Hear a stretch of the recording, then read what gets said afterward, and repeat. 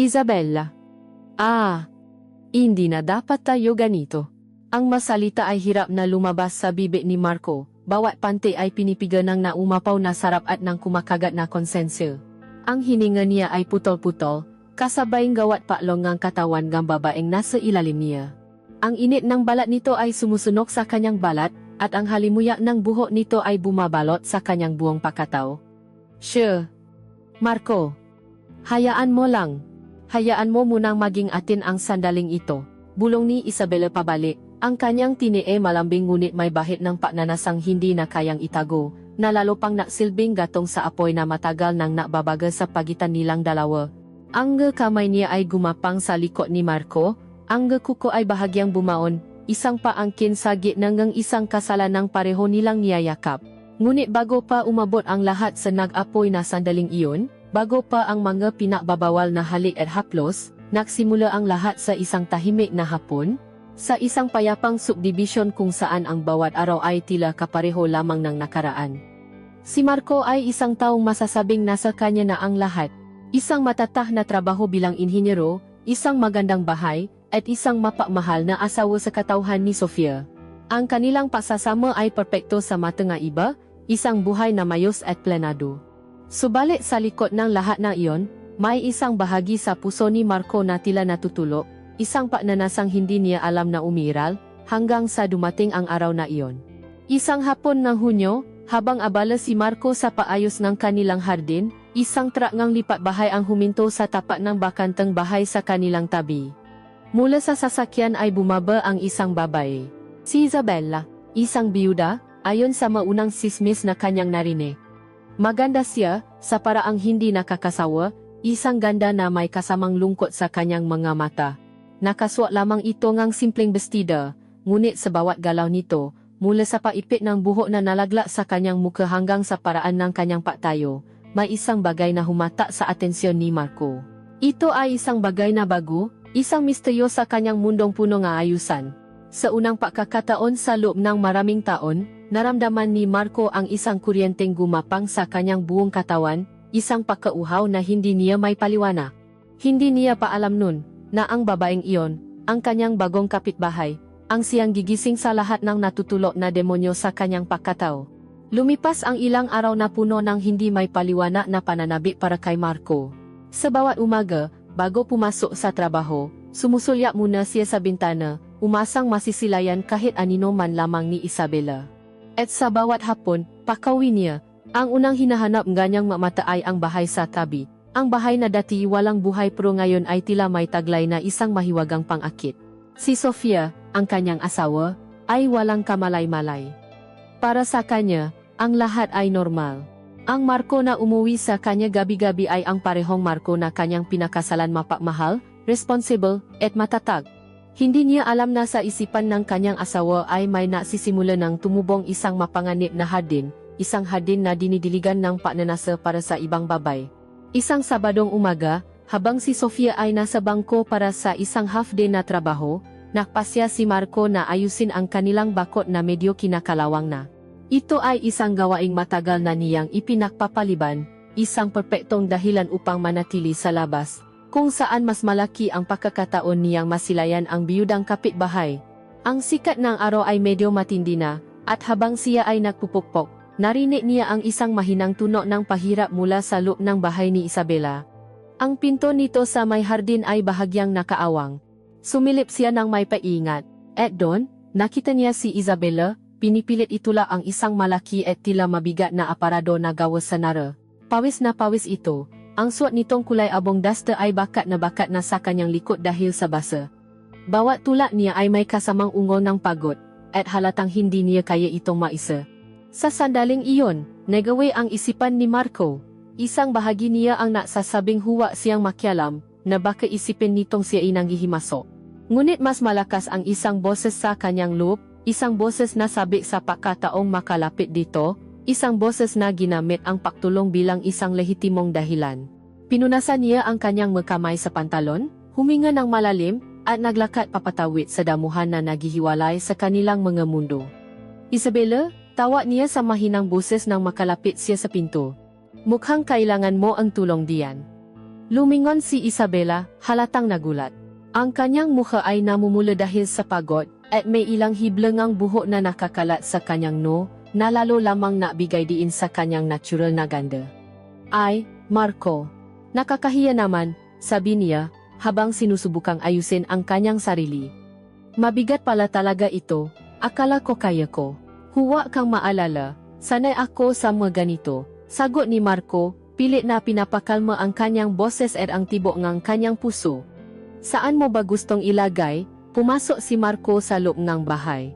Ito ang unang pagkakataon na makatapak siya sa teritoryo nito, at agad siyang sinalubong ng isang kakaibang pakiramdam. Ang amoy ng bahay ay pinagalong amoy ng karton na hindi pa nabubuksan, alikabok, at isang bagay na napakababae, isang matamis na amoy, marahil ay sa pabango nito o sa lotion na gamit niya. Ito ay amoy ng kalungkutan at ng isang bagong simula. Dun sana sa may pada, turo ni Isabela. Para makaroon ng mas maluwag na espasyo dito sa sala. Tumango si Marco at lumapit sa aparador. Habang inilalagay niya ang kanyang kamay sa malamig at makinis na kahoy, naramdaman niya ang paglapit ni Isabela sa kanyang likuran upang tumulong. Ang kanilang mga katawan ay halos makadikit. Naamoy niya ng mas malinaw ang halimuyak nito, isang pinahalong sampagwita at ang natural na amoy ng kanyang balat na pinapawisan. Ito ay isang amoy na nakalalasing, isang amoy na tila gumapang sa bawat ugat sa kanyang katawan. Sige, sa bilangan 3, sabi ni Marco, ang kanyang boses ay bahagyang naging paos, 1, 2, 3, sabay nilang itinulak ang mabigat na kasangkapan. Gumalaw ito ng bahagya. Ang bawat tulak nila ay nangangailangan ng sabay na puwersa. Sa bawat pakilos, ang malambot na katawan ni Isabela ay sumasagi sa kanyang likod. Nararamdaman niya ang init nito, ang lambot na madibdib nito na dumidiit sa kanyang likuran sa tuwing sila'y sumusulong. Tumingin siya sa ibaba at nakita ang braso nito sa tabi niya, makinis at maputi. Ang kanyang mata ay hindi sinasadya na padako sa lit nito, kung saan may mabutik ng pawis na kumikinang na parang memunting diamante. Ang manipis na tela na duster nito ay halos naging manipis na papel na nakadikit sa balat nito, na nagbibigay sa kanya ng isang malinaw na balangkas ng kurba ng kanyang likod, ng manipis na linya na strap ng bra nito, at ni perpektong hugis ng kanyang ngepigi na bahagyang tumitigas sa bawat paktula. Isang naalap na paknanasa ang biglang sumiklap sa kalooban ni Marco. Isang paknanasa na napakatindi at napakabago, na halos ikinatakot niya. Pagkatapos ng ilang minutong paghihirap, sa wakas ay naisandal nila ang aparador sa pader. Pareho silang humihingal, humarap si Isabela sa kanya, ang kanilang mga mukha ay ilang pulgada na lamang ang pagitan. Ang kanyang dibdib ay mabilis na tumataas at bumababa. Ang kanyang mga labi ay bahagyang nakaawang, mamasa-masa at kaakit-akit. Tinitigan siya ni Marco, at sa mga mata nito, sa gitna ng pagod, nakita niya ang isang kislap ng pakilala, na parabang alam nito ang epekto niya sa kanya. Salamat talaga Marco, sabi niya sa wakas, na siyang bumasa sa kuryenteng namamagitan sa kanila. Hindi ko alam ang gagawin ko kung wala ka. Medyo lumayo ito, na tila biglang nailang sa kanilang kalapitan. Wala iyon, makapitbahay tayo, dapat lang matulungan, sagot ni Marco, sinusubukang ibalik ang normalidad sa sitwasyon, kahit na ang kanyang dugo ay kumukulo pa rin. Gusto mo ngang malamig na tubig? Alok ni Isabela, at bago pa man siya makasagot ay naglakad na ito patungo sa kusina. Sumunod si Marco at naupo sa isa sa mga silya sa hapag-kainan. Pinanot niya itong kumuha ng pixel mula sa ref at maksalin sa 2 baso. Ang bawat galaw nito ay tila isang sayaw sa kanyang paningin, ang painat ng kanyang braso, ang paindayok ng kanyang balakang. Ang duster na swat nito ay maluwa, ngunit sa anggulo niya, kapa ito ay yumuyuko, nasisilayan niya ang itaas na bahagi ng kanyang dibdib, ang malambot na balat na nagsisimula sa isang mapangakit na kurba. Inilapak nito ang baso en tubig sa harap niya. Ang kanilang mga daliri ay bahagyang nakdikit ng abutin niya ito. Isang mabilis na pakdampi, ngunit para kay Marco, ito ay parang isang apoy na humaplos sa kanyang balat, na usap sila ng sandali. Mga simpleng bagay. Kung gaano na siya katagal sa subdivision, kung ano ang trabaho niya. Nalaman niyang si Isabela ay dating nagtrabaho bilang isang librarian, ngunit tumigil ng maasawa. May isang taon na raw mula nang pumanaw ang kanyang asawa dahil sa isang aksidente. Sa paraan ng kanyang pagkuwento, Ramdam ni Marco ang bigat ng kanyang kalungkutan, at ang pakiramdam na iyon ay lalong napatindi ng kanyang atraksyon dito. Nakita niya hindi lamang ang isang magandang babae, kundi isang babaeng marupok, isang babaeng nangangailangan ng aruga. Pagkatapos niyang maubos ang tubig, nagpaalam na si Marco. Sige, kung may kailangan ka pa, huwag kang maatubiling tumawag, ha? Sabi niya bago lumabas ng pinto. Ngumiti si Isabela, isang matamis ngunit malungkot na ngiti. Salamat ulit, Marco. Habang naglalakad pabalik si Marco sa kanyang bakuran, ang pakiramdam niya ay tila siya ay galing sa ibang mundo. Ang sikat ng araw ay tila mas matingkad, ang hangin ay tila may dalang bagong amoy. Ang ingay ang kanyang pamukpok sa kinakalawang na bakod ay tila walang kahulugan kumpara sa katahimikan sa loob ng bahay ni Isabela. Pumasok siya sa kanyang sariling bahay, isang bahay na pamilyar at comfortable, ngunit sa unang pagkakataon, naramdaman niyang may kulang dito. Ang alaala ng unang pagtatakbo nila ni Isabela ang amoy nito, ang init ng kanyang katawan, ang kislap sa kanyang mata, at ang hubog ng kanyang katawan sa ilalim ng isang manipis na dasta ay malinaw na nakaukit sa kanyang isipan. Isang larawan na paulit-ulit niyang binalikan, isang tukso na sa mga susunod na araw ay hindi na niya magagawang labanan. Ang pagtulong ni Marco kay Isabela sa pagbuhat ng aparado ay naging isang lason na dahan-dahang gumapang sa kanyang sistema. Hindi na ito isang simpleng atraksyon sa isang magandang kapitbahay. Ito ay naging isang obsession, isang pangangailangan na pinupunan ng maninakaw na sulyap. Ang kanyang opisina sa bahay, na may bintanang nakaharap mismo sa kusina at harin ni Isabela, ay naging kanyang personal na tanghalan. Dati, ito ay isang lugar ng blueprint at kalkulasyon. Ngayon, ito ay isang toreng bantayan kung saan siya nagiging isang manonot sa pribadong buhay ng isang babae. Nagsimula ang kanyang ritual tuwing umaga. Alam niyang bandang alas 7, habang si Sofia ay abala sa paghahanda para sa trabaho, si Isabela naman ay lumalabas sa hardin nito para magdili ng mga halaman. Makukunwari si Marco na abala sa pagbabasa ng nga email, ngunit ang kanyang nga mata ay nakatuon sa labas. Pinamamasdan niya ang bawat galaw ni Isabela. Ang paraan ng pahawa nito sa hose, ang pag-indayo ng kanyang balakang habang naglalakad. Madalas ay nakaswat lamang ito nga maluwag na t-shirt at maikling shorts na pang-ehersisyo. Sa paningin ng iba, ito ay isang ordinaryong eksena. Ngunit sa mga mata ni Marco, ito ay isang pagnanasa. Tinititigan niya ang nga patak ng tubig na dumadaloy sa makinis na balat ng nga braso nito. Ang paraan kung paano kumikinang ang kanyang balikat sa ilalim ng sikat ng araw. Kapag ito ay yumuyuko upang bunutin ang nga damo, ang t-shirt nito ay bahagyang umaangat, na nagpapakita ng isang maliit na bahagi ng kanyang likod sa itaas ang garter ng shorts nito. Ang kapirasong balat na iyon ay nagiging sentro ng imahinasyon ni Marco. Iniisip niya kung gaano kalambot iyon, kung ano ang pakiramdam kung hahaplusin niya iyon gamit ang kanyang madaliri. Sa tanghali, kapag si Sofia ay nasa trabaho na, mas nagiging malaya si Marco sa kanyang pagmamasid. Ang kusina ni Isabela ang kanyang paboritong pinapanot. Doon, nakikita niya ang isang mas pribadong bahagi nito. Nakikita niya itong nagluluto, ang buho ay nakapusot ng hindi maayos, na nag-iwan ng ilang hibla na humahalik sa kanyang bato. Ang kanyang bato, may kung anong pang-akit sa bato ni Isabela na hindi may paliwanag ni Marco. Ito ay mukhang marupok, kaakit-akit, na parabang humihingi ito na hakan. Minsan, habang nagluluto ito, abutin nito ang isang garapon sa itaas na estante. Ang katawan nito ay mainat, ang t-shirt ay babakatin ang perpektong kurba ng niyang dibdib at ang liit ng kanyang baywang. Sa mga sandaling iyon, napipigilan ni Marco ang kanyang pahinga. Ikinukulong niya sa kanyang isipan ang bawat detalye, ang hugis ng kanyang nga suso na pilit kumakawala sa manipis na tela, ang bahagyang paglabas ng kanyang tiyan, ang anino sa pagitan ng kanyang nga hita. Ang maordinaryong gawaing bahay ni Isabela ay nagiging isang erotikong palabas sa isipan ni Marco. Ang pagsasampay ng madamit ay isa sa pinakamatinding pagsubok sa kanyang pagpipigil. Tuwing Miyerkules, iyon ang araw ng kanyang paglalaba.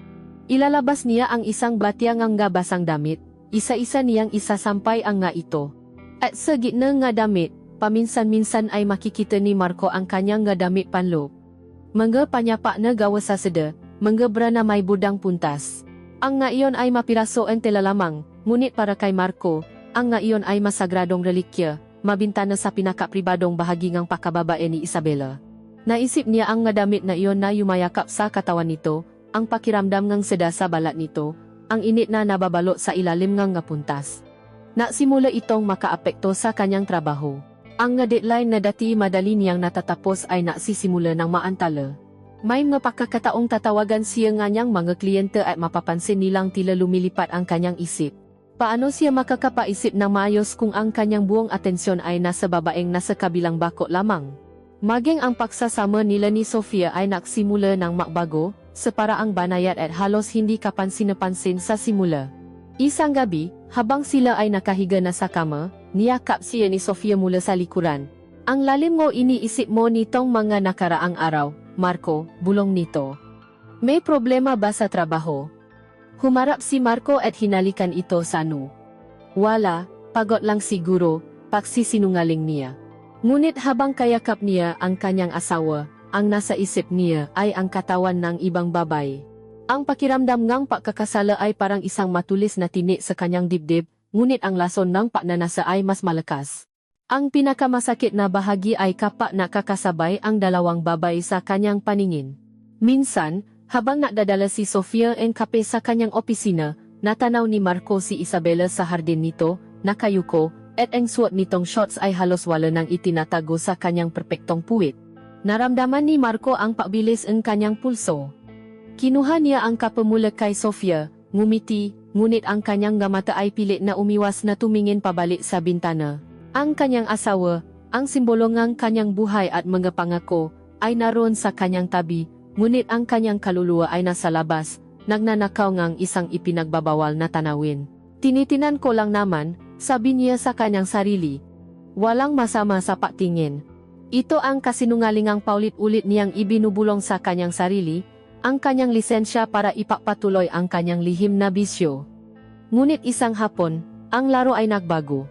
Nakaupo si Marco sa kanyang silya, nakatiti na naman sa bintana. Si Isabela ay nasa labas, naayos ng isang paso ang rosas.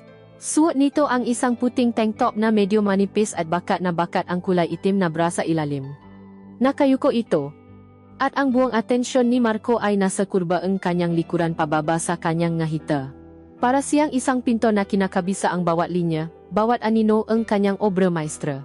Masyado siyang abala sa kanyang pagmamasid, masyadong lasing sa tanawin, kaya hindi niya napansin na tumigil ito sa kanyang ginagawa. At bigla, dahan-dahan itong tumayo ng tuwid, at lumingon. Direksong lumingon ito sa direksyon ng kanyang bintana. Natama ang kanilang nga mata. Isang segundo. 2 segundo.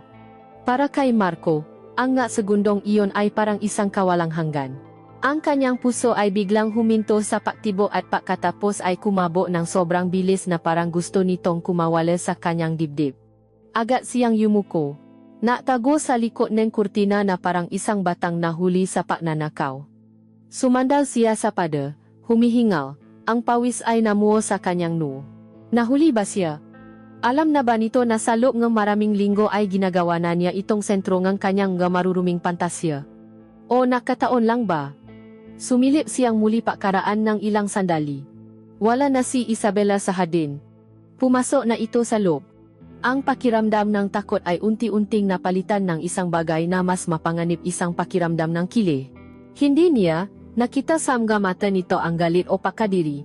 Sa maikling sandaling iyon, ang nakita niya o ang gusto niyang isipin na nakita niya ay isang bakas ng paalam, isang maliit, halos hindi mahahalata na ngiti sa gilid ng ngalabi nito bago ito tumalikod, hindi siya sigurado.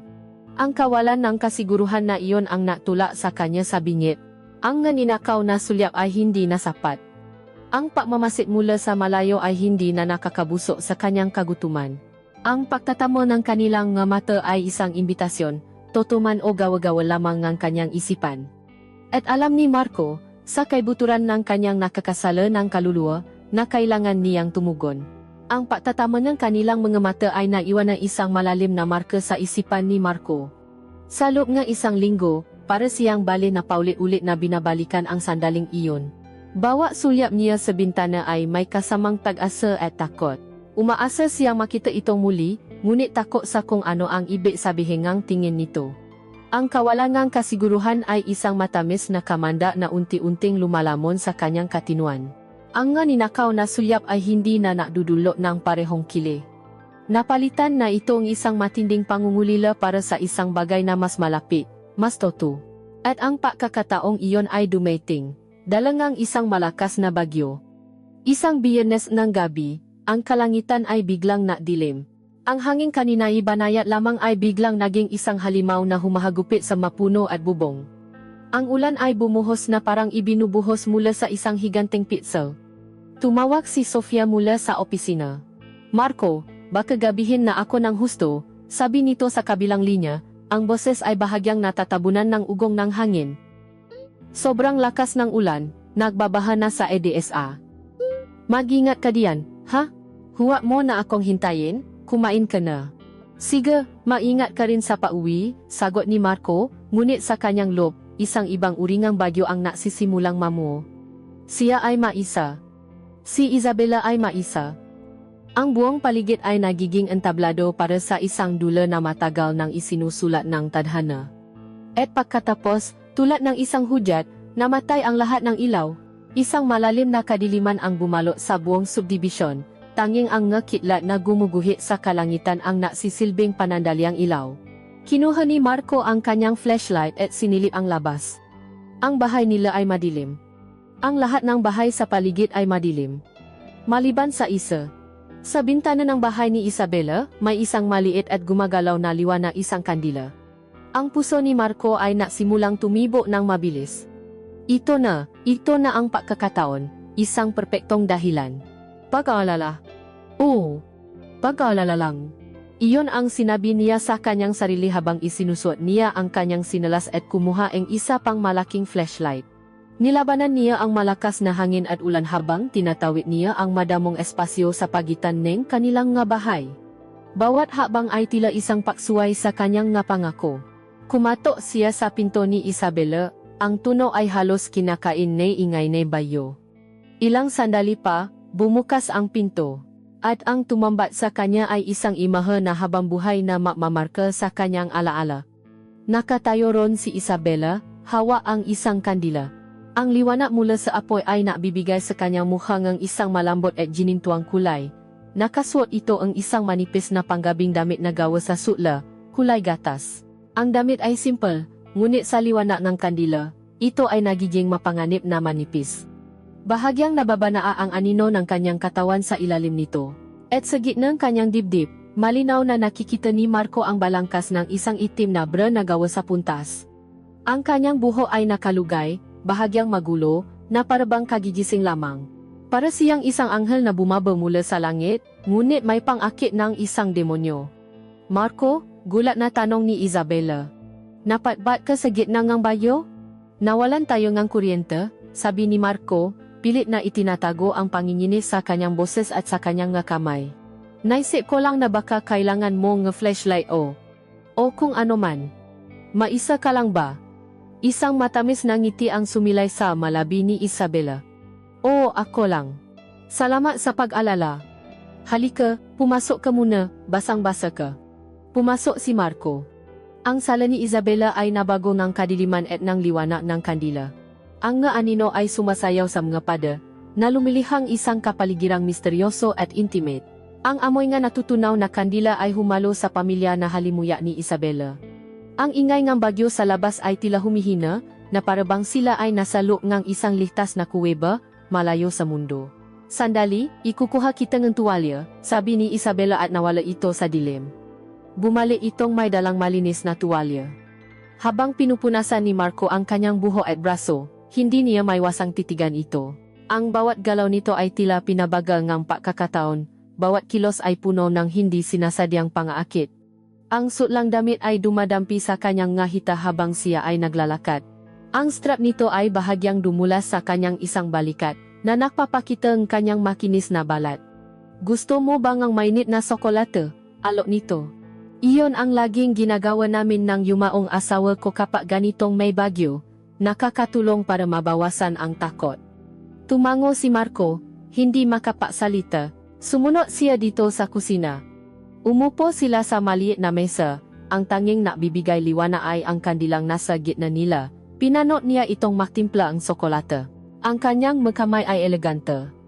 Ang kanyang magdaliri ay mahahaba at payat. Inabot nito sa kanya ang isang tasa. Muli, ang kanilang magdaliri ay nagdampi.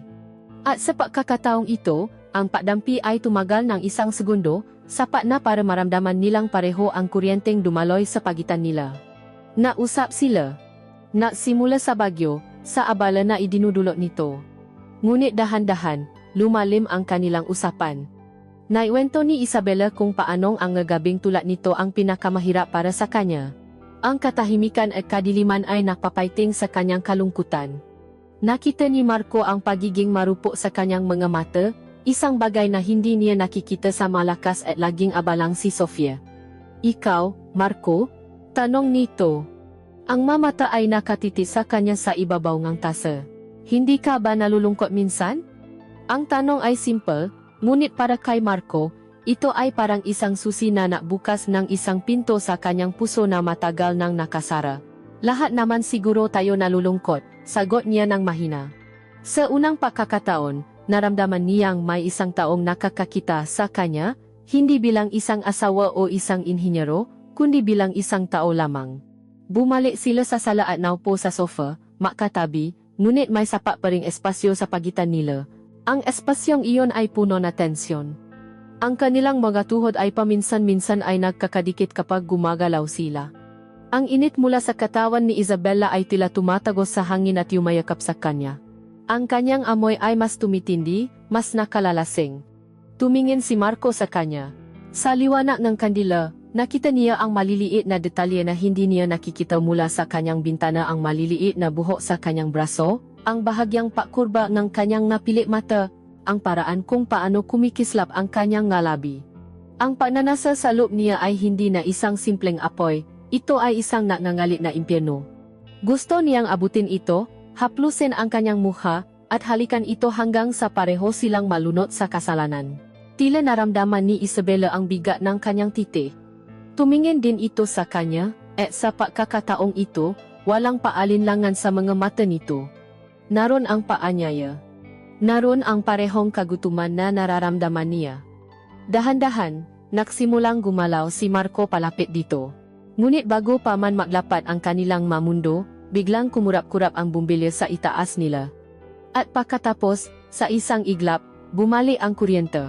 Ang malupit na puting ilaw ay biglang bumuhos sa silit, na siyang bumasa sa mahikang binuo ang kadiliman. Pareho silang napapikit, nasilaw. Ang tensyon ay biglang naputol. Ang intimate na kuweba ay naging isang ordinaryong sala na lamang. Tumayo si Marco, medyo nakakandautal. Ayan, may ilaw na, sabi niya, ang boses ay garalgal. Siguro kailangan ko nang umuwi. Tumayo rin si Isabela, inaayos ang strap ng kanyang damit na tuluyan nang nahulo sa kanyang balikat. Oh, siguro nga, sagot nito ng mahina, ang nga mata ay nakaiwas, naglakad siya patungo sa pinto. Sinundan siya ni Isabela. Sa may pintuan, humarap siyang muli dito. Ang bagyo sa labas ay medyo humina na, ngunit ang bagyo sa kanilang nga dibdib ay mas lalong lumalakas. Gusto niyang sabihin ang isang bagay, gawin ang isang bagay, ngunit ang nga salita ay hindi lumalabas. Tinitigan lamang nila ang isa-isa, sa isang katahimikang mas maingay pa kaysa sa kulo. Salamat sa sokolate, sabi na lamang ni Marco, walang anuman. Salamat sa pag-alala, at pagkatapos ay umalis na si Marco. Naglakad siyang pabalik sa kanyang bahay na maliwanag na ngayon, ngunit ang pakiramdam niya ay mas madilim pa kaysa kanina. Ang kanyang katawan ay nangingini sa pananabi na hindi napunan. Ang kanyang isipan ay sinisigaw ang pangalan ni Isabela. Ang imbitasyon ay maaring aksidente lamang, dala ang bagyo. Ngunit ang kanyang papunta ron, ang kanyang pananatili, ang pagnanasang halos umabot na sa sudulan lahat ng iyon ay isang desisyon.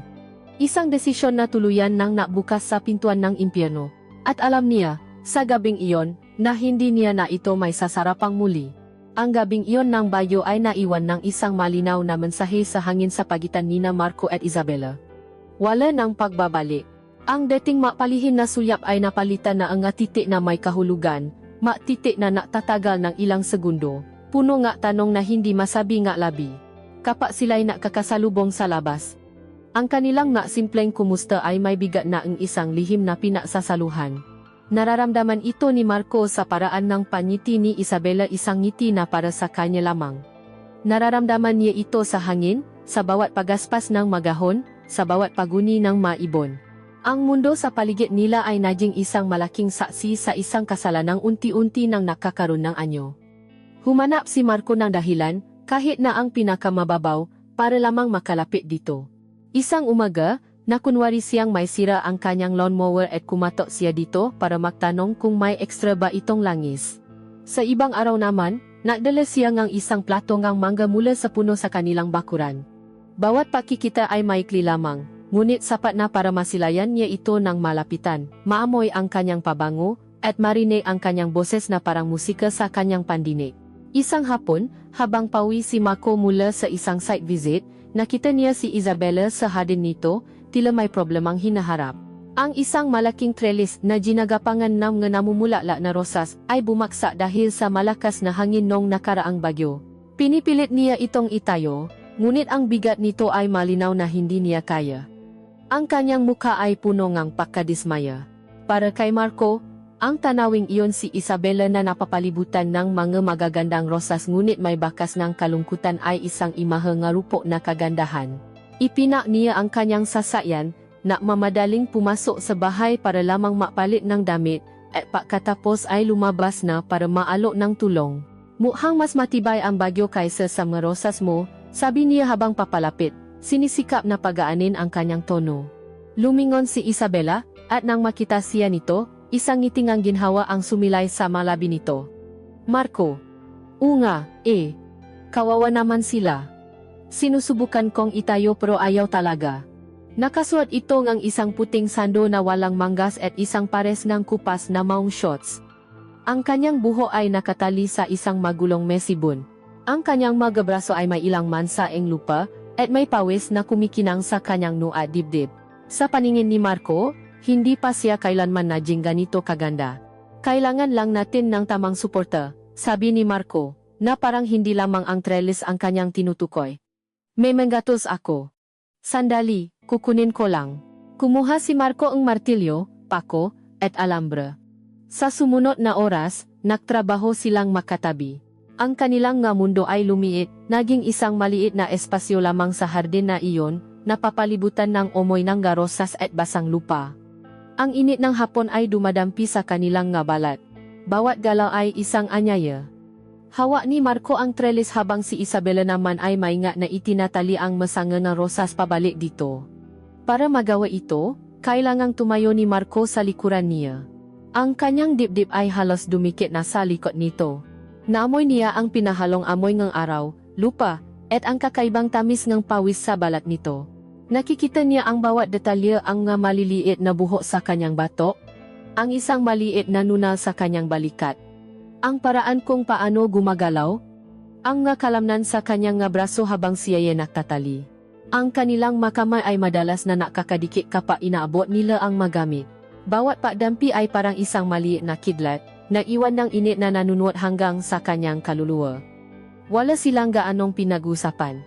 Tanging masalitang may kinalaman sa kanilang ginagawa. Pakyabot ng alambre. Hawakan mong maigi. Ngunit sa ilalim ng nga simpleng salitang iyon ay isang mas malalim na dialogo ang nagaganap. Isang dialogo nga katawan, ng nga titik na puno ng pagnanasa. Sa wakas, natapos nila, ang trellis ay muling nakatayo ng matatag, at ang marosas ay muling nakasabit dito ng buong ganda. Tumayo silang makatabi, pinagmamasdan ang kanilang gawa. Ang kanilang gabalikat ay bahagyang makadikit. Ayan, sabi ni Marco, ang kanyang hininga ay malapit sa tenga ni Isabela. Mas matibay na ngayon. Tumingin si Isabela sa mga rosas, at isang anino ng kalungkutan ang dumaan sa kanyang mata. Salamat, Marco. Napakahalaga sa aking ng rosas na ito. Hinaplos niya ang isang bulala. Ang yumaong asawa ko ang nagtanim ng nga ito para sa akin. Siguradong matutuwa siyang makita silang ganito kaganda ulit. Sa pagbanggit niya sa kanyang asawa, isang taksil na luha ang pumata mula sa kanyang mata at gumulong sa kanyang pisngi. Ang luhang iyon, Ang luhang iyon ang sumira sa lahat ng pada na pilit na itinatayo ni Marco sa kanyang paligid. Ang lahat ng paalinlangan, lahat ng pagkakasala, ay biglang naglaho, napalitan ng isang matinding pangangailangang aluin ito, protektahan ito. Hindi na niya napigilan ang kanyang sarili.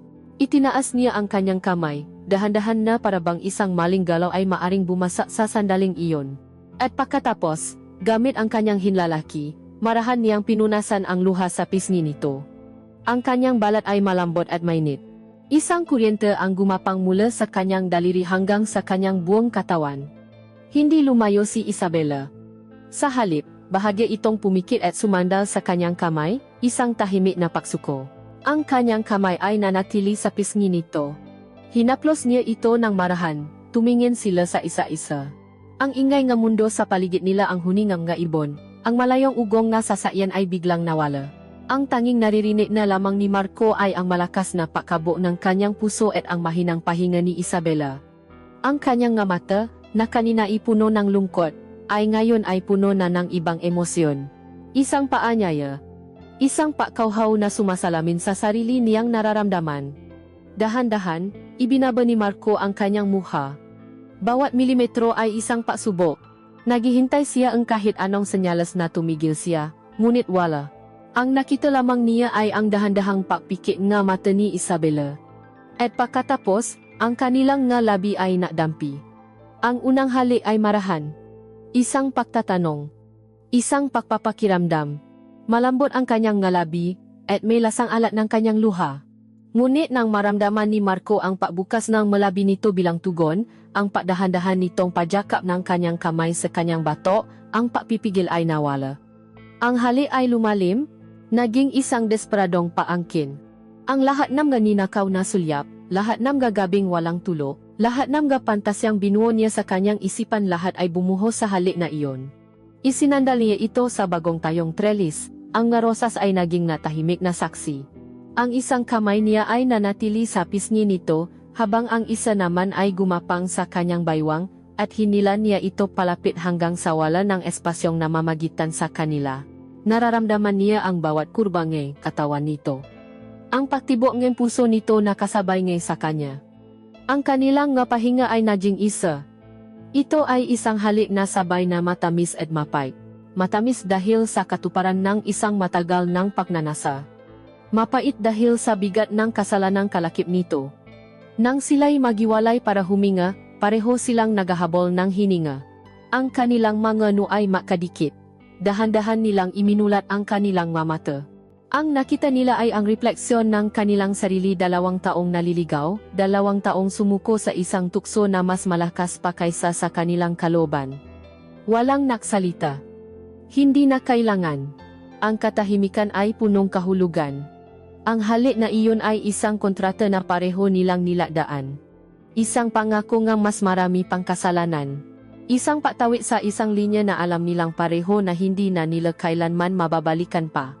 Ang halik sa hardin ay isang apoy na hindi na kayang patayin. Sa mga sumunod na araw, si Marco ay naging isang bilanggo ng kanyang sariling isipan. Ang alaala nga labi ni Isabela, ang lambot ng kanyang balat, ang pagsuko sa kanyang mata lahat ay parang isang pelikulang paulit-ulit na ipinapalabas sa kanyang utak. Sa trabaho, nakatiti siya sa kawalan. Sa bahay, ang mangiti at paalaga ni Sofia ay nadudulot sa kanyang isang matinding kirot ng pagkakasala. Para siyang mananakaho na nakatira sa bahay ng kanyang biktima. Bawat haplos ng kanyang asawa ay isang paalala sa haplos na kanyang ninaka. Bawat halik ni Sofia ay walang lasa kumpara sa halik na ipinagbabawal. Alam niyang mali. Alam niyang sinisira niya ang lahat ng kanyang binuo. Ngunit ang pagnanasa ay isang uhaw na hindi na kayang pawiin ng konsensya. Naging desperado siya. Ang mga sulyap mula sa bintana ay isa na ngayong pagpapahirap. Kailangan niyang makita itong muli, mahawakan itong muli, matikman itong muli. At tulad ng dati, ang tadhana, o marahil ay ang demonyo, ay muling gumawa ng paraan. Isang hapon ng Martes, muling bumuhos ang isang malakas na ulan. Hindi ito kasing tindi ng nakaraang bagyo, ngunit sapat na para gawing kulay abo at malungkot ang buong paligid. Tumawag si Sofia. Mayroon daw silang biglaang meeting sa bangko at baka gabihin siya. Ang masalitang iyon ay parang isang lisensya para kay Marco. Isang hudyat, ito na ang sandali. Walang plano. Walang dahilan. Tanging isang hindi mapigilang puwersa ang nagtulak sa kanya palabas ng kanyang bahay, dala ang isang payong, at muling tinawid ang damuhan patungo sa impyerno o sa langit. Hindi na niya alam ang pagkakaiba. Kumatok siya, ang bawat kato ay kasabay ng tibok ng kanyang dibdib. Nang bumukas ang pinto, naroon na naman si Isabela. Tila hindi siya nito inaasahan. Nakasuot ito ang isang manipis na puting bestida na pantulok, na may maliliit na asul na bulaklak. Ang kanyang buhok ay basa pa, na parabang kaliligo lamang. Sa likod ng manipis na tela, malinaw na wala itong suot na bra. Marco, ang tanging nasabi nito, ang boses ay isang mahinang bulong. Hindi naksalita si Marco. Tinitigan lamang niya ito. Ang kanyang nga mata ay nagsasabing lahat ng hindi kayang bikasing ng kanyang bibig. Nakita ni Isabela ang kagutuman sa kanyang nga mata, isang kagutuman na salamin ng sarili niyang nararamdaman. Dahan-dahan itong tumabi para bigyan siya ng daan. Pumasok si Marco at isinara ang pinto. Ang tunog ng peklik ng seradura ay parang isang hatol na pinal. Ang mundo sa labas, kasama ang kanyang asawa, ang kanyang napangako, ay opisyal ng naiwan. Ang tanging naririnig na lamang ay ang patak ng ulan sa bubong at ang kanilang nga mabibigat na pahinga. Inabot ni Marco ang kamay nito at hinawakan ang kanyang pisngi, isang paulit sa kanilang ginawa sa hardin. Ngunit ngayon, wala ng paalinlangan. Ibinaba niya ang kanyang mukha at muli silang naglapat ng manggalabi. Ang halik ay hindi namarahan. Ito ay puno ng pananabik, ng pagkamis na hindi dapat nararamdaman. Isang halik na nakbubura sa lahat ng pag-aalinlangan at nagyiwan lamang ng purong pagnanasa. Binuhat siya ni Marco. Ang mabraso nito ay agad na pumulupot sa kanyang lik. Dinala niya ito sa kanyang silid tulugan. Isang silid na hindi pa niya napapasok. Isang sagradong lugar na ngayon ay kanyang lalapas tanganin. Dahan-dahan niya itong ibinaba sa ibabaw ng kama. Ang ulan sa labas ay mas lalong lumakas, na parabang nakikiisa sa namumuong pasyon sa loob ng kwarto. Lumuhod si Marco sa gilid ng kama at tinitigan ito. Ang manipis na bestida ay bahagyang kumapit sa katawan nito, na nagbibigay diin sa bawat kurba. Sinimulan niyang tanggalin ang maliliit na butones ng damit nito, isa-isa. Bawat butones na kanyang natatanggal ay isang hakbang palayo sa katinuan. Marco. Huwag. Bulong ni Isabela, ang mata ay nakapikit, ang boses ay nanginginig, may asawa ka, mali ito. Hinawakan ni Marco ang kamay nito at hinalikan ang palat. Alam ko, sagot niya ng mahina, pero hindi ko na kaya. Itinuloy niya ang kanyang ginagawa hanggang sa ang huling butones ay matanggal. Dahan-dahan niyang ibinuka ang damit, at ang kanyang hininga ay tila ninakaw. Ang kanyang katawan ay isang obra maestra sa ilalim ng madilim na liwanag na namumula sa bintana. Ang kanyang nga suso ay perpekto ang pakabilo, mas maputi pa kaysa sa kulay gatas na sutla na kanyang suot nung gabi ng bayo. Ang nga utong nito na kulay rosas ay naninigas dahil sa lami at sa pananabik. Hinaplos ni Marco ang kanyang tiyan, pababa sa kanyang balakang. Ang kanyang balat ay mas makinis pa kaysa sa kanyang inaakala. Marco, pakiusap, muling pagsusumamo ni Isabela, ngunit ang kanyang katawan ay nagsasabiing ibang kwento. Ang kanyang likod ay bahagyang umarko, na parabang hinihiling ang kanyang bawat haplos. Ibinaba ni Marco ang kanyang mukha at sinimulan niya itong halikan, mula sa kanyang lig, pababa sa kanyang dibdib. Bawat halik ay nagiwan ng nag-aapoy na marka. Ang mahinang patutol ni Isabela ay dahan-dahang naging isang ungol ng hindi may paliwanag na sarap. Ang kanyang magkamay, na kanina ay nakalagay sa pagitan nila na parabang pumipigil, ay ngayon ay gumagapang na sa kanyang likod, sa kanyang buhok, hinihilas siya palapit. Ah, Marco! Ang sarap! Ang nasalitang iyon, na binulong sa gitna ng halinghing, ang siyang tuluyang nagwasak sa anumang natitirang pagpipigil ni Marco. Hinubat niya ang kanyang sariling nga damit ng mabilis, ang kanyang nga mata ay hindi inaalis sa Diyosang nakahiga sa kanyang harapan. Pumatong siya sa ibabaw nito, ang init ng kanilang mabalat na nagdikit ay parang isang pagsabok. Tinitigan niya ito sa mata. Nakita niya rito ang takot, ang pagnanasa, ang pagsisisi, at ang pagsuko. At sa sandaling iyon, sila ay naging isa. Ang unang pakpaso ay isang perpektong paama, isang paglapat ng 2 piraso na matagal nang nahahanap ng kapareha. Isang malakas na halinghing ang kumawala sa mga labi ni Isabela, isang tunog ngang sakit at sarap. At pagkatapos ay nagsimula ang isang sayaw. Isang sayaw na marahas at mabagal, puno ng desperasyon at ng pagmamahal na hindi dapat umiral. Ang bawat paalon ng kanilang nga katawan ay kasabay ng bawat patak ng ulan. Ang kanilang maungol at daing ay humahalo sa ugong ng hangin. Wala ng Marco at Isabela. Wala ng asawa.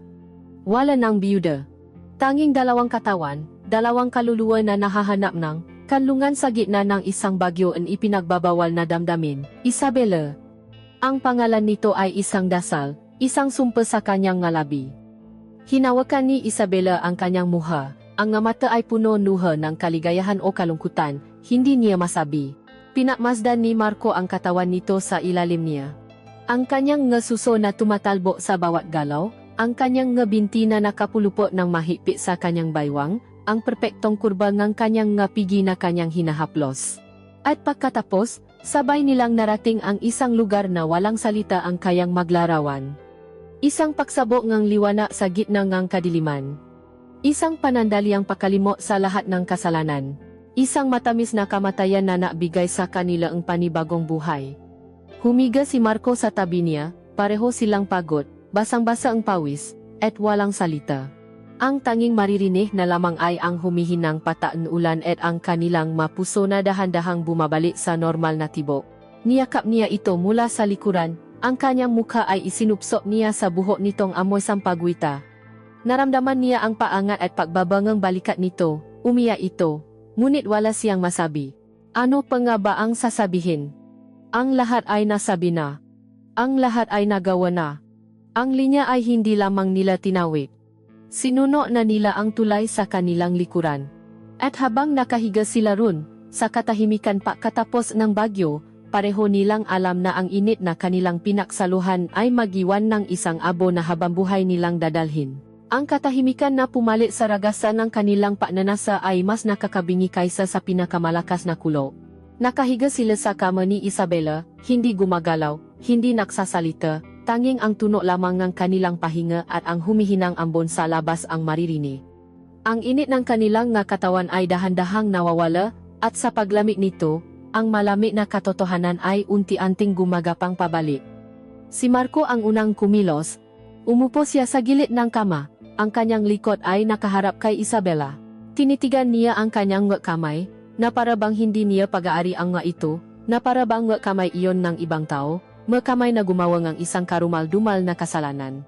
Naramdaman niya ang paggalaw sa kanyang likuran. Nakita niya sa gilid ng kanyang mata ang pabangon ni Isabela, kinukuha ang kumot para takpan ang kanyang kahugdan.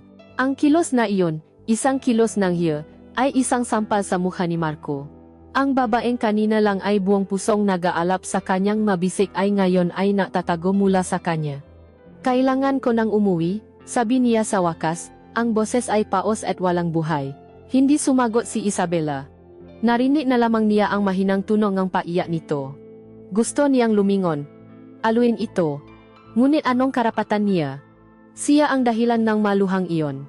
Siya ang sumira sa katahimikan nito. Pinulot niya ang kanyang damit na nakalat sa sahig. Bawat piraso ay tila may bigat na 100 kilong pagkakasala. Habang nagsuswat siya, naamoy niya ito. Ang amoy ni Isabela. Ang pinahalong amoy ng balat nito, ng pawis, ng kasalanan, ay kumapit sa kanyang damit, sa kanyang balat. Ito ay isang ebidensya na hindi niya maitatago. Bago siya lumabas ng silid, lumingon siya. Nakaupo pa rin si Isabela sa kama, yakap-yakap ang kanyang nga tuhod. Ang mukha ay nakasupsop dito, isa siyang larawan ng kalungkutan. Isabela, walang lumabas na kasunod sa kanyang nga labi. Ano pa nga ba ang sasabihin? Paumanhin? Walang salita ang sapat para burahin ang kanilang ginawa. Tumalikod na lamang siya at naglakad palabas. Ang maikling paglalakbay pabalik sa kanyang bahay ay ang pinakamahabang paglalakbay sa kanyang buhay. Ang ulan ay tumila na, at ang hangin ay malinis at sariwa. Ngunit pakiramdam ni Marco ay mas marumi pa siya kaysa sa pinakapurong puti. Bawat bintana nga kapitbahay ay tilam nga matang nakatingin sa kanya, nang huhusga. Ang pagbukas niya sa pinto ng sarili niyang bahay ay parang papasok sa isang korte. Sumalubong sa kanya ang pamilya na amoy ng kanilang tahanan, ang amoy ng floor wax na paborito ni Sofia, ang amoy ng niluto nitong adobo para sa hapunan na nakatakip sa ibabaw ng mesa. Ang maordinaryong amoy na ito ay biglang naging dayuhan sa kanya.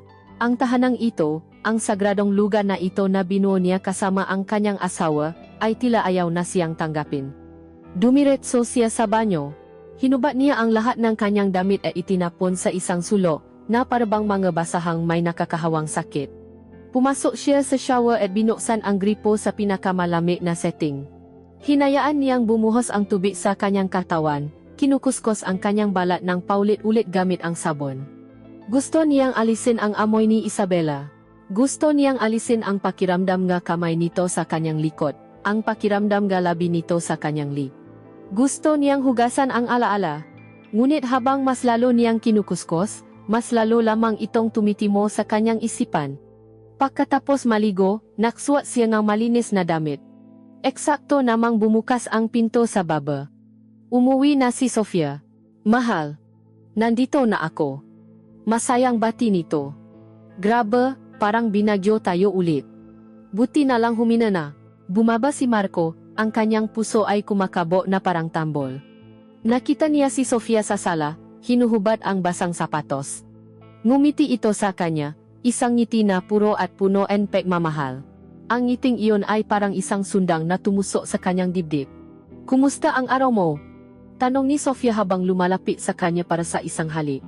Umiwas si Marco ng bahagya, kaya ang halik nito ay tumama lamang sa gilid ng kanyang labi. Okay lang. Dito lang sa bahay, sagot niya, umiwas sa kanyang nga mata. Niyakap siya ni Sofia. Pagod ka ba? Tara, mahay na tayo para makakain na. Habang nakayakap ito, naamoy siya ni Sofia. Sabi nito, ang mukha ay nakasubsob sa kanyang lig. Napalit kang sabon. Iba ang amoy mo. Isang malamig na kaba ang gumapang sa buong katawan ni Marco. Oo. Naubusan ako nung dati, kaya yung luma ang ginamit ko, mabilis niyang pagsisinungaling. Kumalas si Sofia sa pakakayakap at tinitigan siya. Talaga? Okay, halika na. Ang hapunan ay isang pagpapahirap. Si Sofia ay masayang nakukwento tungkol sa kanyang araw sa opisina, sa kanyang nga katrabaho, sa nakakainis niyang boss. Si Marco naman ay tumatango lamang, paminsan-minsan ay nabibigay ng isang pilit na ngiti. Ang kanyang isipan ay nasa ibang lugar. Nasa kabilang bahay, iniisip niya kung ano na ang ginagawa ni Isabela. Kumakain na rin kaya ito, o umiyak pa rin? Ang pagkain sa kanyang plato ay tila walang lasa. Wala ka bang gana, Marco? Puna ni Sofia, napansin ang hindi niya pagkain. Medyo masama lang ang pakiramdam ko. Masakit ang ulo ko. Isa na namang kasinungalingan? Pagkatapos mahapunan, si Sofia ang nahugas ng plato. Si Marco naman ay umakyat na sa kanilang silid. Humiga siya sa kama at pumikit, nakukunwaring natutulog na. Ngunit ang kanyang isipan ay gising na gising. Ang bawat sulok ng silid na ito ay puno alaala nila ni Sofia. Ang kama na kanilang pinagsasaluhan. Ang malarawan nila sa ibabaw ng tokado. Ang bawat bagay ay sumisigaw ng kanyang kataksilan. Dumating si Sofia pakaraan ng ilang minuto. Naramdaman ni Marco ang paglubok ng kama sa tabi niya. Ang pamilya na amoy ng losyan ni Sofia. Hinaplos nito ang kanyang buhok. Kung masama ang pakiramdam mo, dapat uminom ka ngamot. Hindi na, matutulog ko na lang ito, sagot niya. Hindi pa rin gumagalaw, naramdaman niya ang paghalik nito sa kanyang likod. At pagkatapos, ang kamay nito ay nasimulang gumapang pababa sa kanyang tiyan. Isang pamilya na anyaya. Ngunit sa pagkakataong ito, ang katawan ni Marco ay hindi tumugon. Sa halip, isang pakiramdam ng pagkadiri ang kanyang naramdaman, pagkadiri hindi kay Sofia, kundi sa kanyang sarili. Mabilis niyang inalis ang kamay nito. Sofia, pagod talaga ako. Bukas na lang. Naramdaman niya ang pananahimik ni Sofia sa kanyang tabi. Isang mahabang katahimikan na mas mabigat pa kaysa sa isang siga. Pakaraan ng ilang sandali, narinig niya itong huminga ng malalim at tumalikot. At sa gabing iyon, natulog silang makatalikot, isang malawa at malamig na karagatan ng distansya ang namamagitan sa kanila. Sa gitna ng kadiliman, habang ang buong bahay ay tahimik na, hindi makatulog si Marco. Ang pagkakasala ay parang isang mabigat na kumot na nakpapahirap sa kanyang pahinga. Nakikita niya ang mukha ni Sofia, ang tiwala sa mga mata nito. Naririnig niya ang iyak ni Isabela. Ngunit sa ilalim ng lahat ng iyon, sa pinakamadilim na sulok ng kanyang kaluluwa, may isa pang damdamin na lumalaban para lumabas. Ang alaala ng sarap. Dahan-dahan, bumalik sa kanyang isipan ang lahat. Ang pakiramdam ng balat ni Isabela sa ilalim ng kanyang daliri. Ang tamis ng labi nito. Ang tunog ng ungol nito na humahalo sa patak ng ulan. Ang paraan kung paano yumakap ang katawan nito sa kanya. Isang init ang muling gumapang sa kanyang katawan. At sa kabila ng lahat ng pagkakasala, sa kabila ng lahat ng sakit na idudulot nito, inamin niya sa kanyang sarili ang isang nakakatakot na katotohanan. Hindi niya pinagsisisihan ang sarap, ang pinagsisisihan lamang niya ay ang posibilidad na mahuli siya. At habang nakahiga siya sa tabi ng kanyang natutulog na asawa, alam niyang hindi iyon ang huli. Ito ay simula pa lamang. Simula pa lamang ng kanyang pagkahulog sa isang napakasarap na impyerno. Ang sumunod na araw ay isang uri ng impyerno para kay Marco. Bawat gabi, ang pagiga sa tabi ni Sofia ay isang parusa. Ang bawat umaga, ang pag-alis niya nang hindi man lang tinitingnan si Isabela sa bintana ay isang pagsubok sa kanyang kaloban na palagi niyang binabaksak. Ang pagkakasala ay naroon pa rin, isang mabigat na kadenang nakapulupot sa kanyang puso, ngunit ang alaala ng sarap, ang alaala ng katawan ni Isabela, ay isang apoy na tumutupo sa bawat hibla ng kanyang pagkatao. Ang pagnyanasa ay naging isang pisikal na sakit. Isang pangangati na hindi makamot, isang kagutuman na hindi kayang busugin ng ordinaryong pagkain. Hindi na niya kayang maghintay ng isa pang bagyo. Hindi na niya kayang umasa sa mga aksidente. Ang kanyang katawan at kaluluwa ay sumisigaw sa pangalan nito, at alam niyang kailangan niyang gumawa ng paraan. Ang kanyang pagiging maingat ay unti-unting napapalitan ng isang mapanganib na kapangahasan. Nasimula siyang maging isang espiya sa sarili niyang buhay, kinakabisa ang bawat kilos at iskedul ni Sofia. Alam niyang tuwing huwabas ang hapon, may management meeting ito sa main branch ang bangko, isang pulong na madalas ay tumatagal hanggang gabi. Iyon ang kanyang bintana. Ang 3 o 4 na oras na iyon ay ang kanyang paraiso.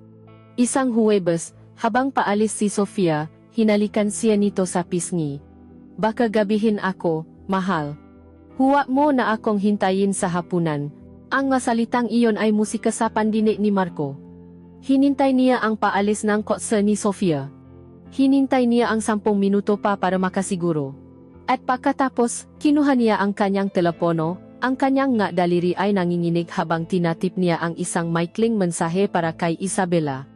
Isang mensaheng puno ng panganib, mag-isa ka lang ba? 5 minuto ang lumipas. Bawat segundo ay parang isang oras. At pagkatapos ay tumuno ang kanyang telepono.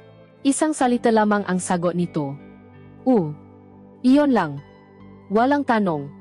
Walang pag-aalinlangan. Ang simpleng salitang iyon ay isang paanyaya, isang pag-amin na pareho silang naghihintay. Hindi na siya naabala pang magdala ng payong o maisip ng dahilan. Naglakad siya patawi sa damuhan, ang kanyang puso ay malakas na kumakabo hindi na dahil sa kaba, kundi dahil sa purong pananabik. Pagbukas na pinto, naroon si Isabela. Nakasuot ito ng isang simpleng asul na bestida, ang buho ay nakatirinta sa isang tabi. Nagluluto ito. Naamoy ni Marco ang bango ang ginigisang bawang. Ngunit nang makita siya nito, ang lahat ng ginagawa nito ay tila huminto. Walang ngitian. Walang kamustahan. Naktama lamang ang kanilang mga mata, at sa sandaling iyon, ang buong mundo ay naglaho. Isinara niya ang pinto sa kanyang likuran. Naglakad siya papalapit dito, sa gitna ng kusina.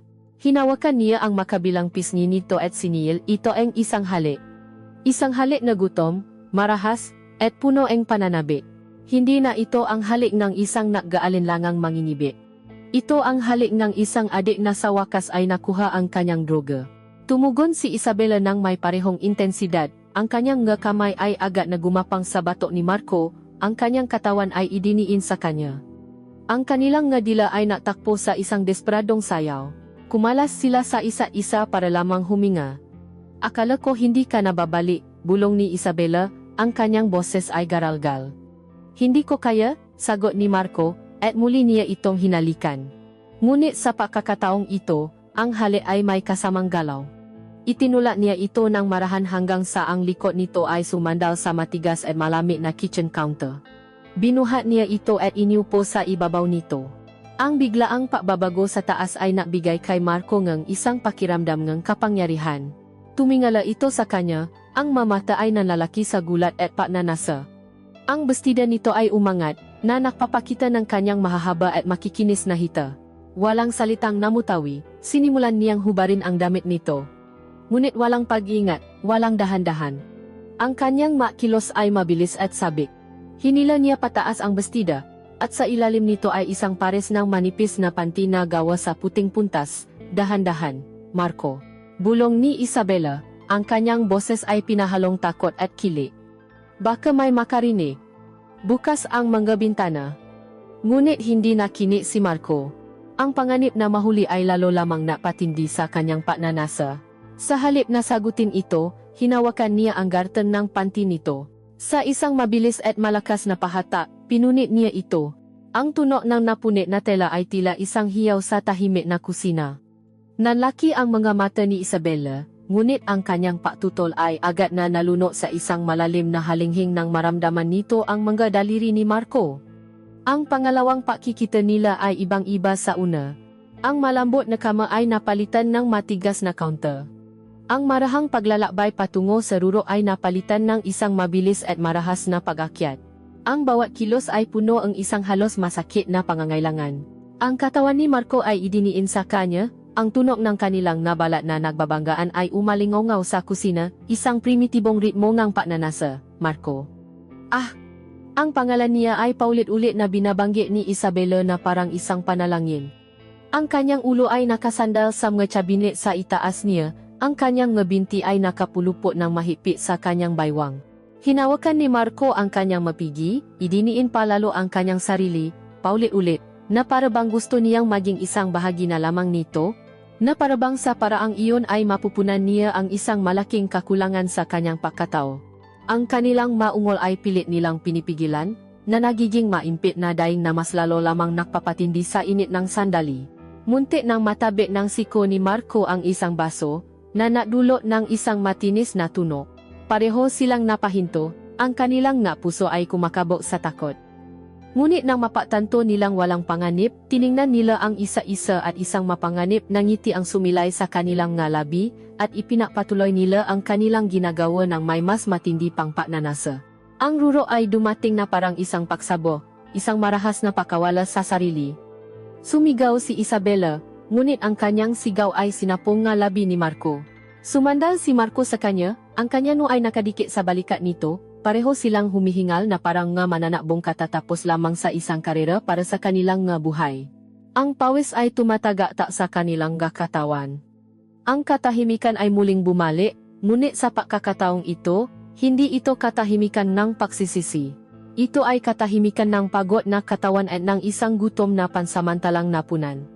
Ngunit kaagad, ang realidad ay bumalik. Kailangan niyang umalis. Mabihis ka na, sabi ni Marco, ang kanyang boses ay halos isang bulong. Bumaba ito mula sa counter, ang binti ay bahagyang nanginginig. Pinulot nito ang punit na panty mula sa sahi at tinitigan ito, isang maliit na puting bandera ng kanilang paksuko. Itinapon niya ito sa basurahan. Nakmamadali silang nakbihis, walang yakap, walang salita ng pagmamahal. Isang mabilis na halik lamang sa may pintuan. Maingat ka, sabi ni Isabela. Ikaw din, sagot ni Marco. At lumabas na siya. Habang pabalik siya sa kanyang bahay, ang kanyang puso ay kumakabog pa rin, hindi na lamang dahil sa sarap, kundi dahil sa adrenaline. Ang panganib na kanilang sinuong, ang kapangahasan ng kanilang ginawa sa gitna ng kusina, sa gitna ng hapon, ay naiwan sa kanya ng isang pakiramdam na siya'y buhay na buhay. Nakabalik siya sa kanyang bahay 10 minuto bago dumating si Sofia. Nahugas siya ang kanyang muha, sinubukang pakalmahin ang kanyang sarili. Nang pumasok si Sofia sa pinto, ngumiti siya rito, isang ngiting sanay na sa pagsisinungaling. Sa gabing iyon, sa tabi ng kanyang asawa, naintindihan ni Marco ang kanyang kalagayan. Hindi na ito isang simpleng pagkakamali. Hindi na ito isang simpleng pagtataksil. Ito ay isang adiksyon. At tulad ng lahat ng adik, Alam niyang babalik-balikan niya ang kanyang bisyo. Kahit na alam niyang sa bawat paggamit niya nito, unti-unti niyang sinisira ang kanyang buhay. Ang adeksyon ay isang mapanganib na guro. Tinuturuan ka nitong balewalain ang nga panganib, maging kampante sa gitna ngang digmaan.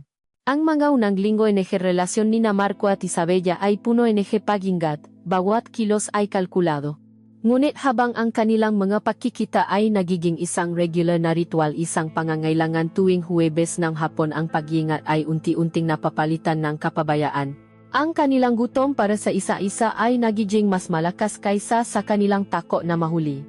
Nagsimula sila sa silid tulugan, isang pribadong santuaryo. Pagkatapos ay sa kusina, isang paksabo ng primitibong pagnanasa. Ngayon, ang buong bahay ni Isabella ay naging kanilang palaruan. Isang hapon, inabot sila ng kanilang pag-ibigan sa sala, sa ibaba ng malambot na karpet, sa harap mismo ng malaking bintana na ang mga kurtina ay hindi naisara ng mayos. Sa gitna ng kanilang paglalakbay sa kalangitan, si Marco ay napadilat at ang kanyang mata ay natutop sa siwang ng kurtina. Sa isang iglap, nakita niya ang imahe ng kanyang sariling bahay sa kabilang kalsada. Ang bintana ng kanilang silid tulugan, kung saan natutulo ang kanyang asawa gabi-gabi, ay tila isang matang nakatiti sa kanya nang huhusga. Bigla siyang tinablan ng malamig na takot. Ngunit ang mga kamay ni Isabella na gumagapang sa kanyang likod ay mabilis na nakpabalik sa kanya sa naapoy na kasalukuyan, at ang takot ay muling nalunot sa lawangang sarap. Ang telepono ni Marco ay naging isang extension ng kanyang kasalanan. Dati, iniwan niya lamang ito kung saan-saan. Ngayon, palagi niya itong dala, kahit sa banyo. Ang bawat teksto mula kay Isabella mga simpleng ginisip kita o mis na kita ay agad niyang binubura. Ngunit ang mismong kilos ang palagyang patingin sa telepono at pakburan ng mensahe ay naging isang kahina-hinalang gawi. Napapansin ito ni Sofia. Wala itong sinasabi, ngunit nakikita ni Marco sa mata nito ang isang tanong na hindi pa nito kayang bigkasin. At isang hapon, ang kapabayaan nila ay halos makdulot sa kanila ng kapahamakan. Muli, Huwebes. Muli, sila ay nasa sala, sa sofa naman gayan. Ang init ng hapon ay naanyaya ng katamaran. At sila ay nagmamahalan ng mas mabagal, mas taimtim. Ang kanilang madamit ay muling nakalat sa sahig. Ang kanilang mga isipan ay lumilipad, malayo sa mga panganib ng mundo.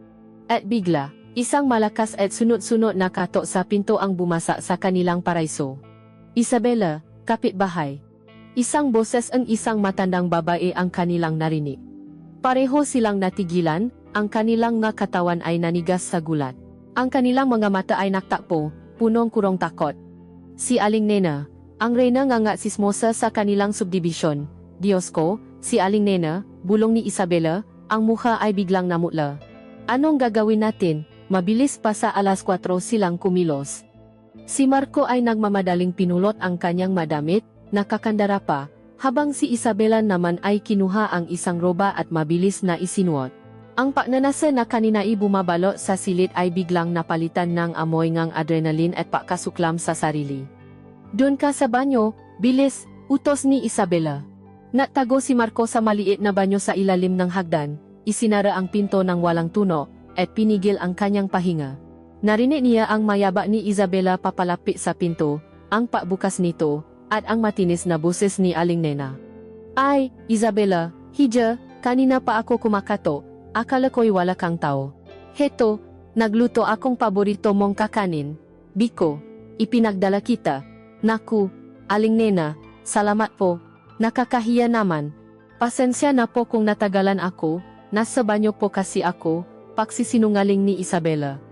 Narinig ni Marco ang pangingini sa boses nito. Ah, ganon ba? Akala ko'y may bisita ka. Tila nakita ko kasi ang kotse ni Engineer Marco na nakaparada sa tapat kanina, sabi ni Aling Nena, ang kanyang tanong ay binalot sa isang tila inosenteng obserbasyon. Ang puso ni Marco ay halos tumalon mula sa kanyang dibdib. Nahuli na ba sila? Ay, hindi po. Baka po nakamali lang kayo ng tingin, Aling Nena, maisa lang po ako dito, sagot ni Isabella. Nakpatuloy pa ang kanilang usapan ng ilang minuto, bawat segundo ay isang pagpapahirap para kay Marco na nakakulong sa madilim na banyo. Sa wakas, narinig niya ang pagpapaalam ni Aling Nena at ang paksara ng pinto. Lumabas siya mula sa kanyang pinagtataguan, basang-basa ang pawis. Ang init ng kanilang pagnanasa ay tuluyan ng nawala, napalitan ng isang nanunuot na lamig. Ang mahika ay nasira.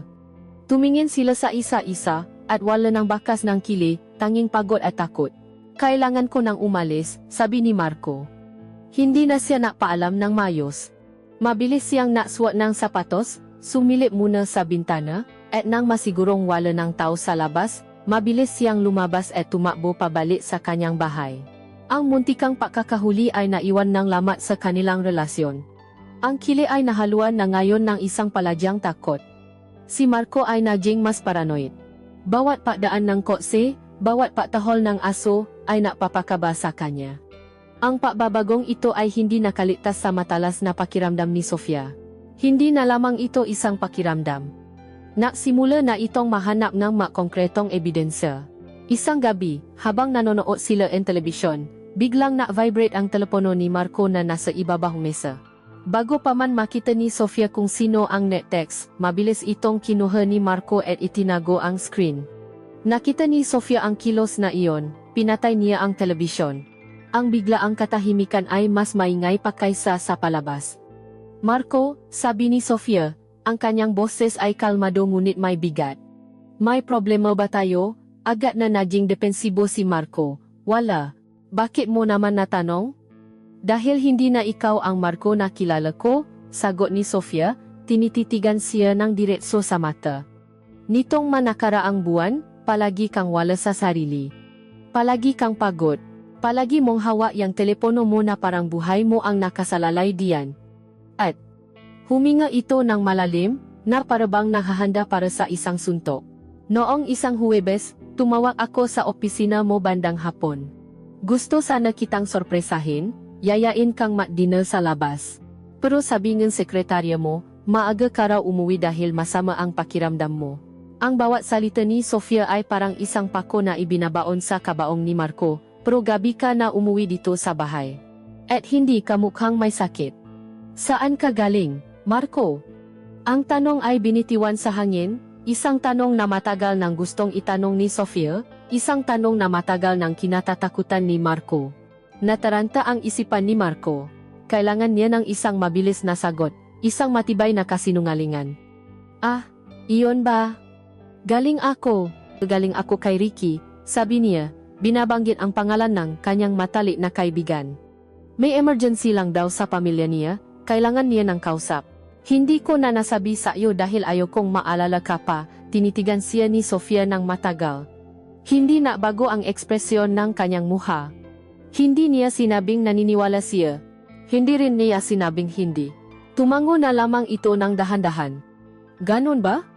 Sana okay na ang lahat sa kanila, sabi na lamang nito. Tumayo ito at nasimulang maglipit ng magamit. Ngunit alam ni Marco, sa paraan ng pagtalikot nito, sa paninigas ng kanyang gabalikat, na hindi ito naniwala. Ang kasinungalingan ay nakalutang sa pagitan nila, isang makamanda na ulap.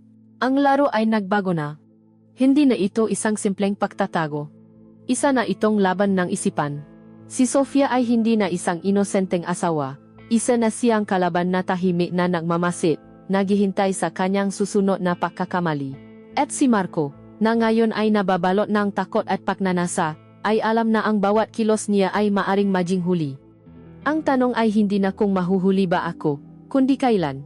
Ang masalita ni Sofia ay parang isang multo na sumusunod kay Marco saan man siya mapunta.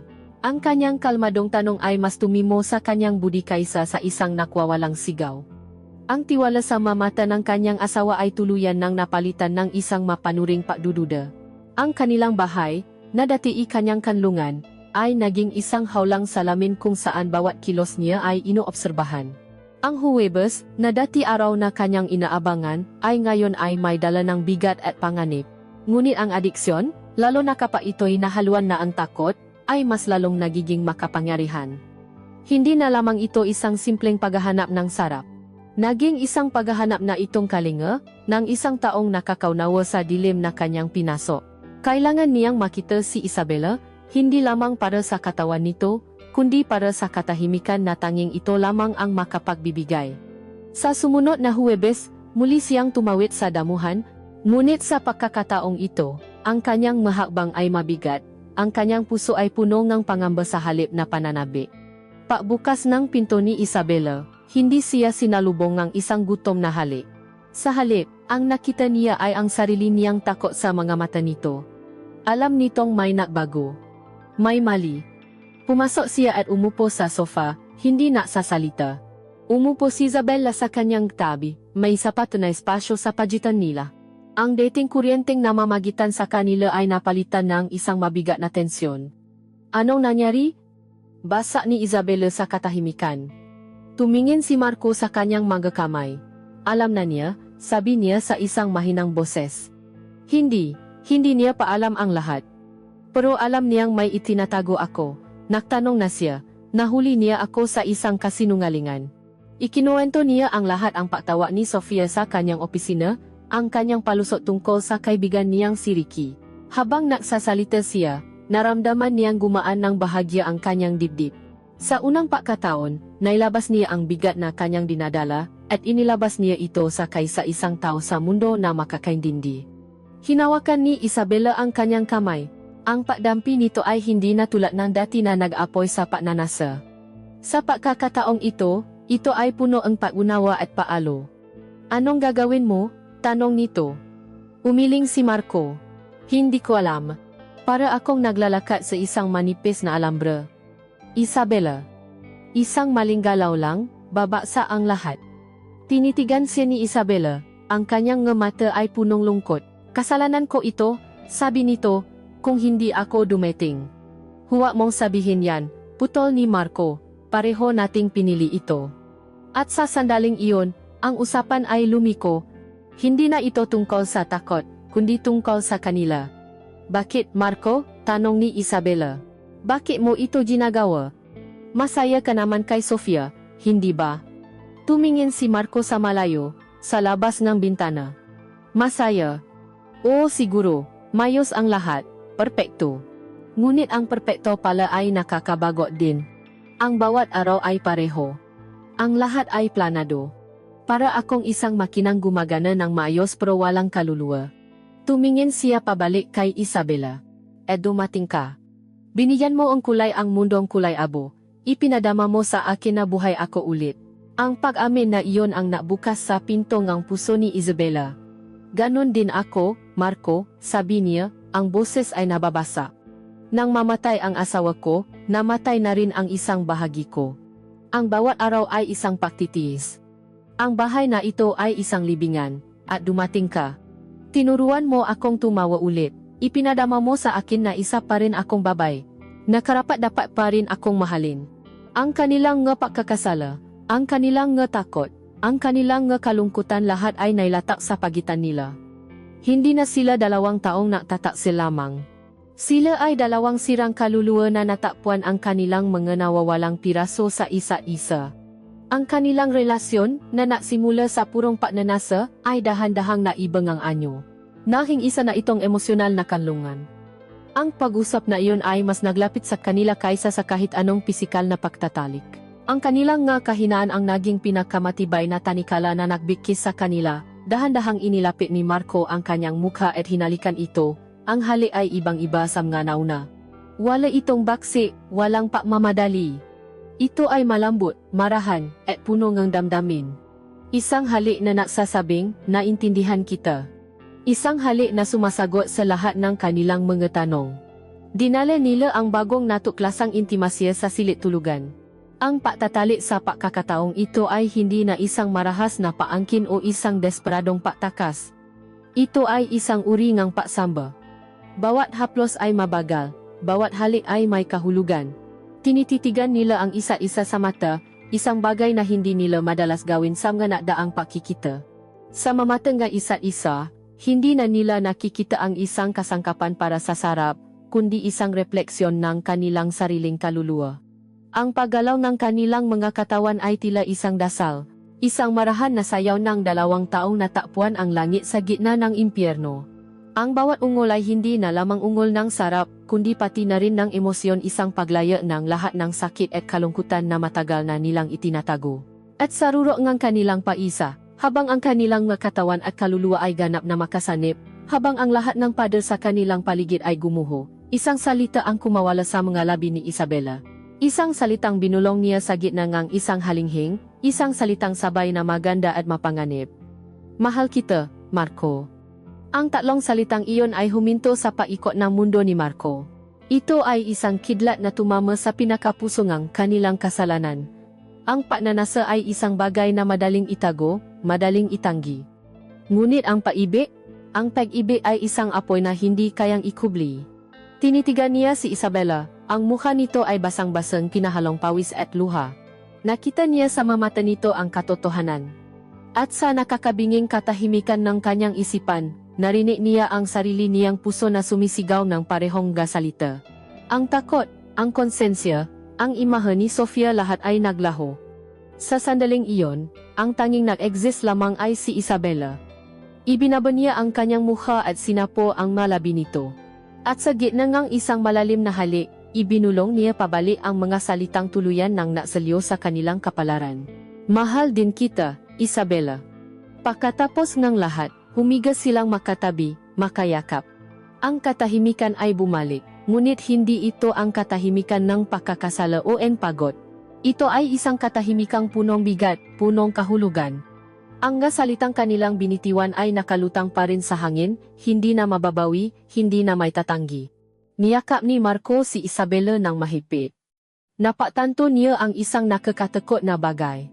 Pumunta siya rito ngayong hapon para humanap ng lunas sa bigat ng kanyang mga kasinungalingan. Ngunit sa halip, lumikha lamang siya ng isang mas malaki at mas komplikadong problema. Ang kanilang relasyon ay hindi na isang simpleng libangan, isang pisikal na pagtakas. Isa na itong relasyon ng paibig. At alam ni Marco na ang paibig, lalo na ang isang ipinababawal na paibig, ay isang daang beses na mas mapanganib at mas mapanira kaysa sa simpleng pagnanasa lamang. Hindi na lamang niya niloloko ang kanyang asawa sa kanilang kama. Niloloko na niya ngayon ang puso nito. At iyon, alam niya, ay isang kasalanang walang kapatawaran. Ang pagamin ng pag-ibig ay isang sumpa na napabago sa lahat.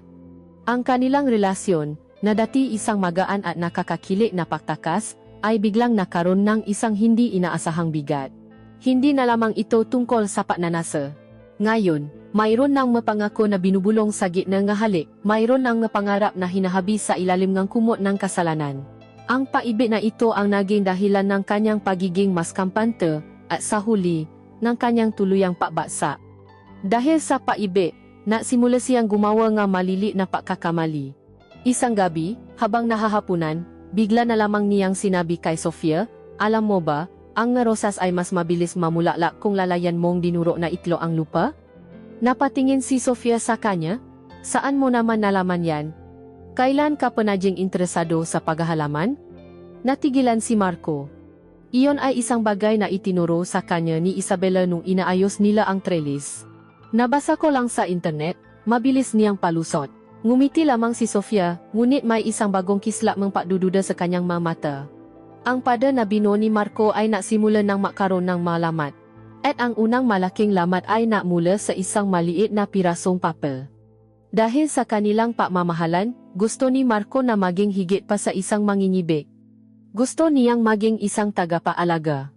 Minsan, naikwento ni Isabela na may isang partikular na uri ng saa, ang silver munti, na paborito ng kanyang yumaong asawa na hindi na niya mahanap.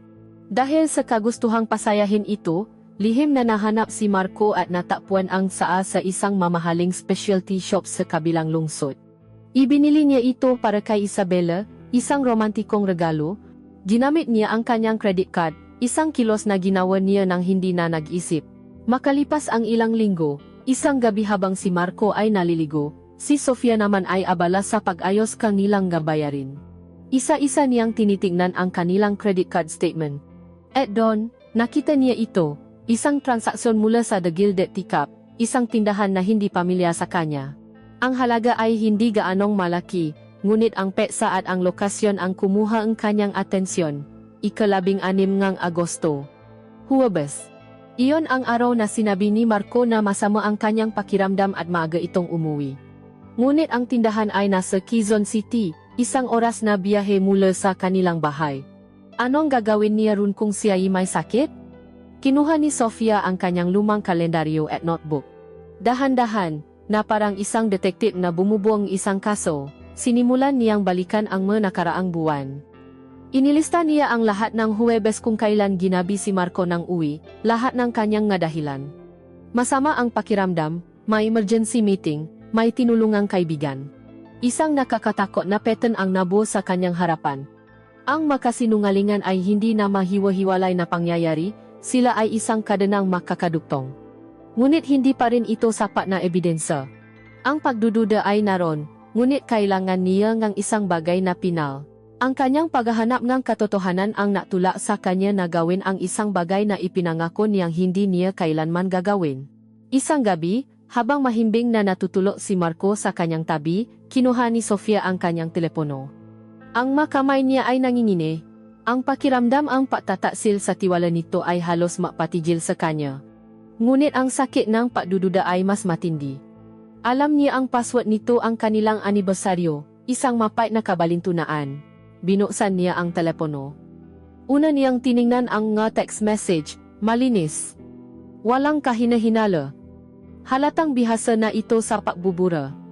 Tiningnan niya ang call logs. Malinis din. Ngunit si Sofia ay isang matalinong babae. Alam niyang sa modernong panahon, ang ebidensya ay hindi lamang nasa tawag at text.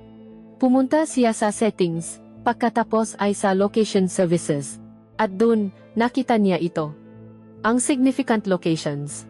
Ang kasaysayan ng mga lugar kung saan madalas pumupunta ang telepono ni Marco.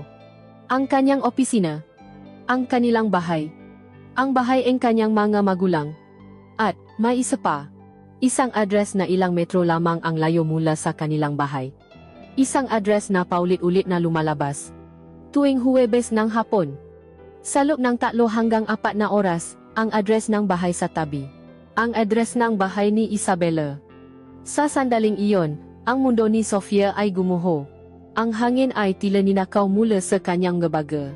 Ang lahat ng maliliit na piraso ng palaisipan ang pagbabago sa kilos ni Marco, ang nga kasinungalingan, ang saa, ang nga Huwebes lahat ay nakasya sa isang perpekto at napakasakit na larawan. Ang pagdududa ay napalitan ng isang malamig at matalim na katotohanan. Hindi siya nakamali ng pakiramdam. Siya ay niloloko. Ibinalik niya ang telepono sa tabi ng kama. Humiga siyang muli, maingat na hindi maglikhang anumang ingay. Nakatitis siya sa madilim na kisame, ngunit ang kanyang nakikita ay ang mukha ng kanyang asawa at ng kanilang kapitbahay. Walang luha. Ang sakit ay napakatindi na para iyakan pa. Sa halip, isang malamig na galit ang gumapang sa kanyang buong pakataw. Kinabukasan, nabago ang lahat. Ang Sofia na masayahin at mapagmahal ay naglaho. Ang pumalit ay isang babaeng tahimik, isang anino sa kanilang sariling bahay. Ang kanyang mga kilos ay mekanikal. Nahahanda siya nga po para kay Marco, ngunit hindi na niya ito tinitingnan sa mata. Nagpapaalam siya bago pumasok sa trabaho, ngunit ang kanyang nahali ay malamig na parang yelo. Naramdaman ni Marco ang biglaang pagbabago. Ang katahimikan sa kanilang bahay ay nakakabingi. Sinubukan niyang magtanong, "May problema ba, mahal?" Ngunit ang isasagot lamang ni Sofia ay isang walang emosyong, "Wala. Pagod lang ako." Ang bawat araw ay naging isang pagpapahirap. Si Marco ay nabubuhay na ngayon sa isang impyerno na siya mismo ang lumikha. Ang takot na mahuli ay napalitan ng isang mas masahol na pakiramdam. Ang katiyakang alam ng kanyang asawa, at hinihintay na lamang nito ang tamang oras para ibaksa ang hatol. Ang paghihintay na iyon ay mas masakit pa kaysa sa mismong parusa. At ang araw ngang paghatol ay dumating. Umuwi si Marco isang gabi. Ang bahay ay kakaibang tahimik at malinis. Masyadong malinis. Ang lahat ng gamit ay nasa perpektong ayos. Walang telebisyon na nakabukas. Walang amoy ng niluluto.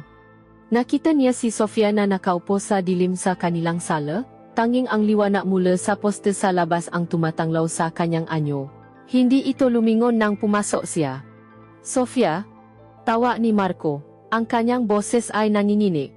Dahan-dahang lumingon si Sofia. Sa mukha nito, wala ng bakas ng lungkot o galit, tanging isang nakakapanggilabot na kalma. "Marco," sabi nito, ang boses ay matatag at walang emosyon, Umupo ka. Kailangan nating mag-usap. Ang masalitang iyon, na binitiwan sa isang malamig at tahimik na silid, ang siyang naging hudyat, ang pagtatago ay tapos na. Ang ngapadang kasinungalingan na matagal niyang binuo ay tuluyan ng gumuho. Ang bagyo na matagal nang namumuo ay handa ng manalasa. Umupo si Marco sa silyang nasa tapat ni Sofia. Ang bawat muwables sa kanilang sala, na dati pamilyar at nakbibigay ginhawa, ay ngayon ay tila mga estrangherong saksi sa kanyang paglilitis. Ang katahimikan ay mabigat, halos hindi niya kayang huminga. Si Sofia ay kalmado. Ang kanyang kalmadong anyo ang mas lalong nakpapakilabot kay Marco. Mas gugustuhin pa niya ang isang sigaw, isang sampal, isang pasabog ng galit, ngunit wala, tanging isang malamig na katahimikan lamang. Saan ako masisimula, Marco?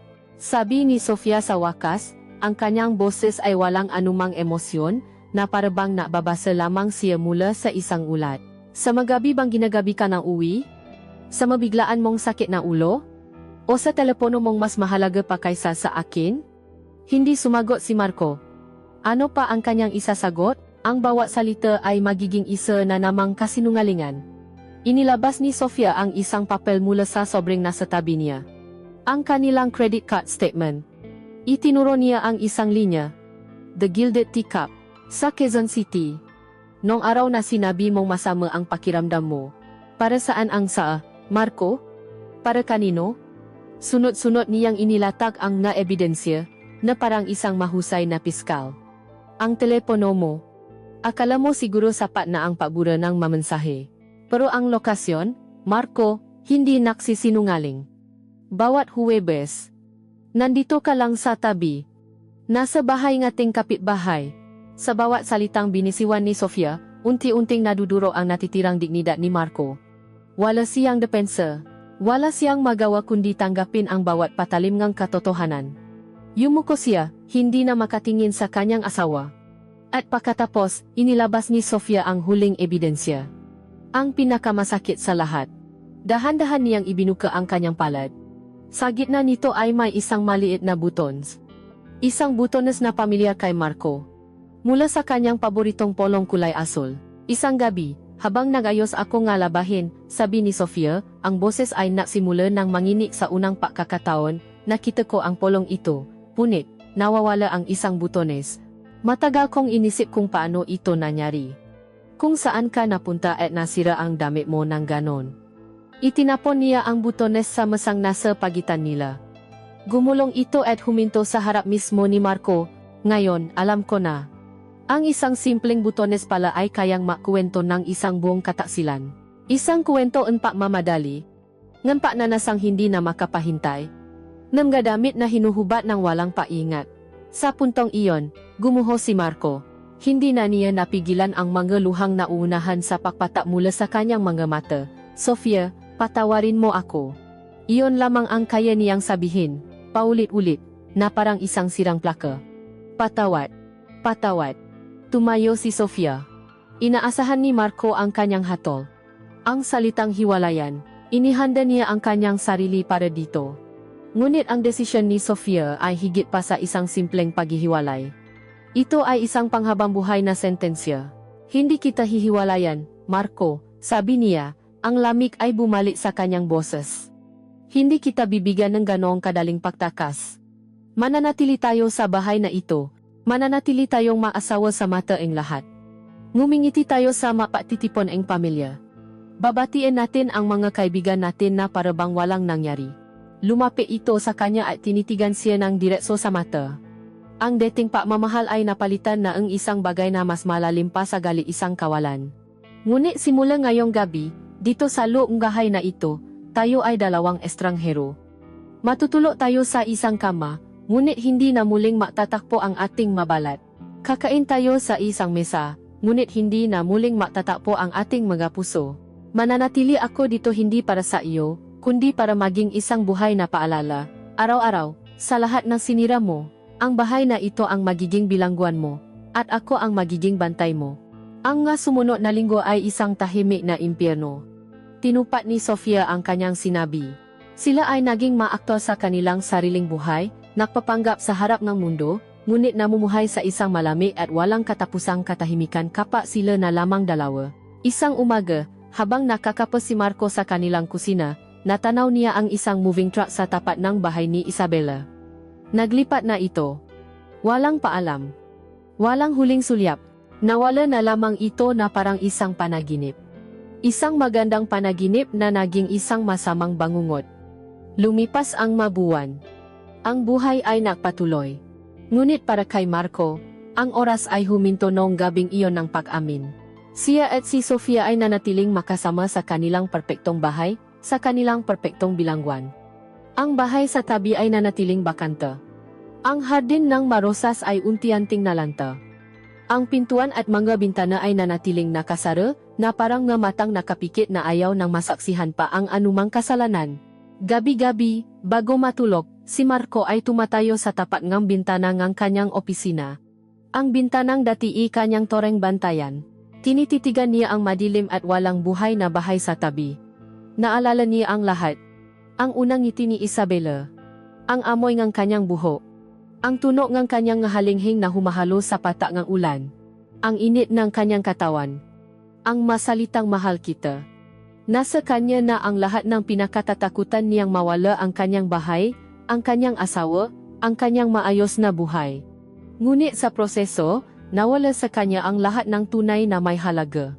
Nawala sa kanya ang pagmamahal ni Sofia. Nawala sa kanya ang pagnanasa ni Isabela. At higit sa lahat, nawala sa kanya ang respeto para sa kanyang sarili. At habang nakatitik siya sa bakanteng bahay, isang tanong ang paulit-ulit na umugong sa kanyang isipan. Isang tanong na habang buhay niyang dadalhin. Isang tanong na wala ng sinuman ang makakasagot. Sulit ba ang lahat?